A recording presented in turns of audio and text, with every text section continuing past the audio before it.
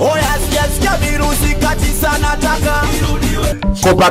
Copacabana ni mji mkubwa sana, lakini mji huo umekuja kuhamishwa hapa kwa San Piramio. Bwana blaza huyu ana hatari sana. Sasa Sholo, kadiri unavyoona wewe unaweza kulala peke yako hapo. Kusema kweli mimi kulala peke yako huko utakuwa mtihani. Lazima uweze kulala peke yako. Lazima utafute. Sasa hapa ndo kuna piskali, kuna vinywaji vikali, wewe ushindwe wewe tu. Hapa ni San Siro. Yaani jamani kwamba hapa ukifika napo watoto sio pata tabu, yaani watoto wapo, lakini sio chumbani, ukatafute nje.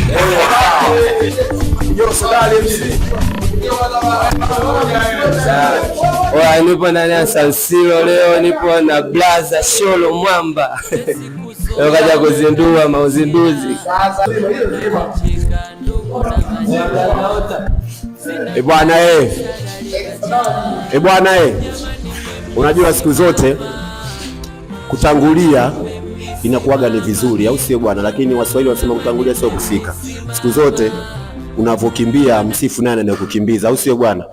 Mimi hapa napenda sana kuwaona vijana wengine ambao wanajiajiri kupitia mziki wetu huu wa singeli, au sio bwana? Kwa sababu sasa hivi singeli imekuwa kama ni ajira kwetu sisi vijana na watu ambao tunatokea mtaani, au sio bwana? Kwa sababu singeli sio kupaka uende chuo kwenda kujifundisha si nini. Singeli Mwenyezi Mungu ametubariki ni kipaji tu, au sio? Lakini tangia nipo sometime, au sio bwana, napigiwa simu na washikaji hivi na vile si nini, au sio bwana? Hata mwenyewe sometime ananipigia sana simu mshikaji wangu nini hivyo. Lakini safari hii ya kuja huku Songea mara hii na kuja kufika Piramio, nimekutana naye mwanangu na amesema lazima Kapteni Sholo Mwamba blaza, lazima nikutane na wewe bwana, au sio? Huyu mwanangu, au sio, mshikaji wangu anaitwa Sadari MC au MC Sadari kutokea Songea, au sio bwana? Nani ukija huku kama Dar es Salaam Sholo Mwamba unatamba hivi na vile, lakini huku lazima ukutane na Sadari Mwamba, anafanya vizuri kwenye game, au sio bwana? Big up, na mimi nampa saluti zake, au sio mwanangu?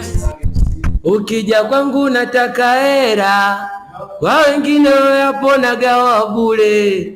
Kuvaa kigodoro umeona ndo mchongo, umekuwa mashine ya kutesti mkongo. Halo tena.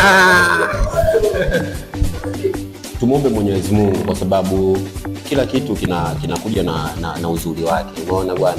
Lakini niwahakikishie Watanzania, kwa sababu mimi nina moyo wa peke yangu, yaani nina moyo ambao kusema kweli nahitaji na watu, yaani mimi siangalii pesa, siangalii kitu gani, ninachoangalia ni watu, au sio bwana? Kwa hiyo huyu ni moja ya mtu wangu, ni moja ya rafiki yangu. Kwa hiyo kwa sababu naye ana kipaji kama cha kwangu, kitu kipo na niwahakikishie Watanzania, au sio bwana? Kwa hiyo kilichokuwepo ni kutengeneza muziki mfupi ambao naamini ukifika kwenu nyinyi Sadari atakuwa msanii mkubwa na mimi heshima yangu itakuwa pale pale, au sio bwana? Kwa hiyo ni kizuri kutengeneza kitu kizuri ili mashabiki watupokee vizuri, lakini kazi na mimi na huyu mwanangu lazima tufanye.